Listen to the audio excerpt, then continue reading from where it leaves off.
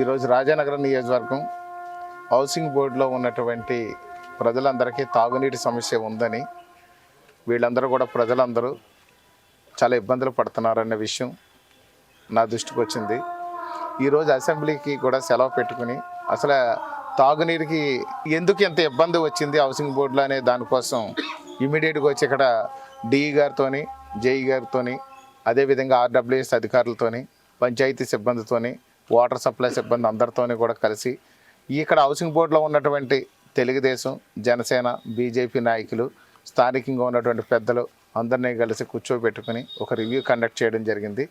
ఈ రివ్యూలో ఇక్కడ కొన్ని విషయాలు బాగా గ్రహించాం. ముఖ్యంగా 8 బోర్లు ఇక్కడ పనిచేస్తున్నాయి. ఇక్కడ భూగర్భ జలాలు బాగా అడుగున ఉండడం వల్ల 1000 అడుగుల లోతున బోరు కొట్టి 450 నుంచి 500 అడుగుల మధ్యలో మోటార్ కూడా పెట్టి వాటర్ సప్లై చేస్తున్నారు. ఆ వాటర్ లెవెల్ అనేది ఇక్కడ భూగర్భ జలాలు బాగా తక్కువ ఉండడం వల్ల తొందరగా ఈ మోటార్లు పోతున్నాయి. అదేవిధంగా భూగర్భ జలాలు కూడా ఉన్నవి కూడా ఇంకిపోతున్నాయి. ఆ ఇంకిపోయినప్పుడు ఇక్కడ నీళ్ళు రాక ప్రజలకు చాలా ఇబ్బందిగా ఉంటుంది. అందువల్ల ఇప్పుడు 3 మోటార్లు పనిచేయడం మానేసినాయి. 3 బోర్లన్నీ కూడా పనికి రాకుండా పోయినాయి. వారితో ఏదైతే కార్పొరేషన్ అధికారులతో సంబంధించినటువంటి డిఈ గారితో, ఏఈ గారితో, వాళ్ళతో ఎస్సీ గారితో వాళ్ళతో మాట్లాడినప్పుడు ఇమీడియట్గా కూడా 2 బోర్లు శాంక్షన్ చేశారు. 30 లక్షల రూపాయలతో 2 బోర్లు ఇమీడియట్గా కొట్టి ప్రజలకు ఇబ్బంది లేకుండా నీరుని సప్లై చేసే విధంగా కూడా చర్యలు తీసుకున్నాం. ఈరోజు దానికి అంతా కూడా ఇక్కడ మహిళలు, ఇక్కడ కూటమి నాయకులు అందరి సమక్షంలో ఆ యొక్క వర్క్లు స్టార్ట్ చేసాం.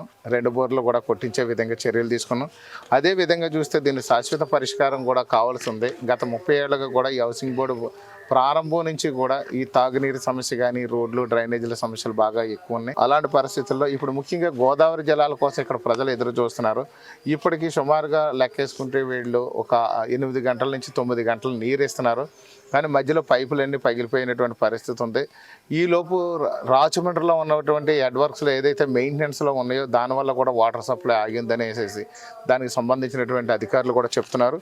ఇప్పుడు ఏదైతే జడ్జి బంగ్లా దగ్గర కొంత మేరకు కానీ మనం ఒక పైప్ లైన్ వేస్తే, జడ్జి బంగ్లా దగ్గర నుంచి మెయిన్ లైన్ కానీ ఒక పైప్ లైన్ మనం వేసుకున్నట్లయితే దాని నుంచి ఇక్కడ డైరెక్ట్గా ఒక లైన్ తీసుకొచ్చి అక్కడ నారాయణపురం ట్యాంకుల నుంచి ఇక్కడ హౌసింగ్ బోర్డు నీరు కానీ తీసుకురాగలిగితే కొంతవరకు పరిష్కారం అవుద్దని చెప్పేసి సంబంధిత అధికారులు, డిఈ గారు వాళ్ళు చెప్తున్నారు.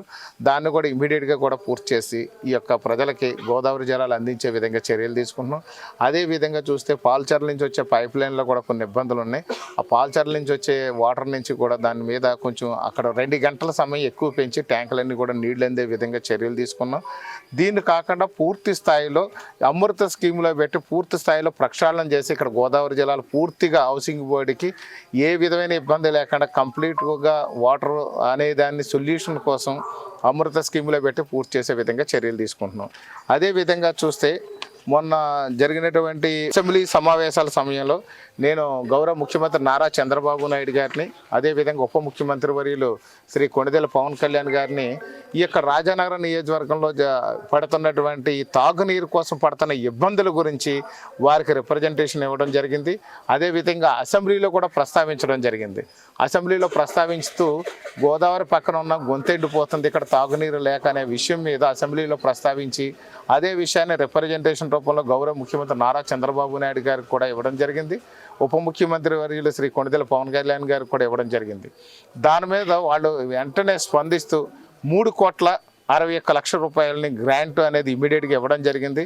ఎక్కడైతే అవసరాలు ఉన్నాయో, తాగునీరుకి ఇబ్బందులు ఉన్నాయో అక్కడన్నీ కూడా పరిష్కరించుకొని కంప్లీట్ చేయమన్నారు. తాగునీరు ఇబ్బంది పడకుండా ఉండే విధంగా చర్యలు తీసుకోమని చెప్పి 3,61,00,000 రూపాయలు సింగిల్ విజిట్లో ఒక్కసారి వెళ్ళి రిప్రజెంటేషన్ ఇస్తే ముఖ్యమంత్రి గారికి, ఈ యొక్క ఉప ముఖ్యమంత్రి గారికి రిప్రజెంటేషన్ ఇచ్చిన వెంటనే 3,61,00,000 రూపాయలు శాంక్షన్ ఇవ్వడం జరిగింది. అదేవిధంగా చూస్తే సత్యసాయి డ్రింకింగ్ వాటర్ సప్లై విషయంలో చాలా ఇబ్బందులు పడుతున్నారు. వాళ్ళ కార్మికులు జీతాలు లేవు, పైప్ లైన్ రిపేర్ కూడా డబ్బులు లేవని ఆ యొక్క ఉప ముఖ్యమంత్రి శ్రీ కొణిదెల పవన్ కళ్యాణ్ గారి దృష్టికి తీసుకెళ్ళగా తక్షణం ఇమీడియట్గా కూడా ₹1,00,00,000 శాంక్షన్ చేసి ₹1,00,00,000 బిల్లుని కూడా ఆ యొక్క వారికి జీతాలుగా ఇచ్చేయమని చెప్పి ఆ యొక్క తాగునీరుకి ఇబ్బంది లేకుండా చూడమని చెప్పి ఇమీడియట్గా ₹1,00,00,000 కూడా ఇప్పుడు శాంక్షన్ చేసి ఇచ్చారు. అది కూడా సత్యసాయి కూడా కొంతవరకు ఉపశమనం జరుగుద్దని ఈ సందర్భంగా తెలియజేస్తున్నాం. రాబోయే రోజుల్లో హౌసింగ్ బోర్డులో ఇక్కడ ఉన్నటువంటి ఇళ్ల స్థలాలు గత 30 ఏళ్ళుగా ఇక్కడ మహిళలందరూ కూడా ఆందోళన చెందుతున్నారు. మేము అద్దెలు కట్టుకోలేకపోతున్నాం, కనీసం సొంత ఇల్లు కళ అనేది మాకు చాలా ఇబ్బందిగా ఉంది. ఈ అద్దెలు కట్టుకోలేకపోతున్నాం, మాకు సరైనటువంటి ఇబ్బందులు ఉన్నాయని చెప్పి చాలాసార్లు మహిళలు చెప్తూ ఉన్నారు.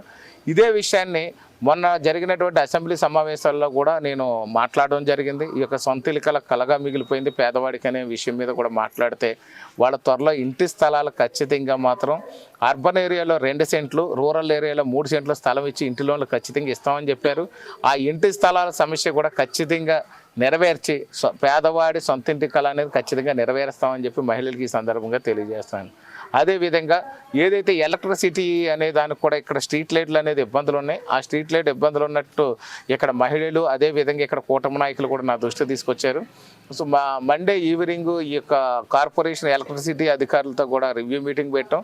ఆ సమస్యని కూడా పరిష్కరిస్తాం. గడిచినటువంటి కాలంలో 30-35 ఏళ్ళుగా ఈ యొక్క హౌసింగ్ బోర్డు అన్ని విధాలుగా అభివృద్ధికి ఎక్కడో ఆమడ దూరంలో ఉన్నట్టుగా ఇక్కడ ఉండిపోయింది.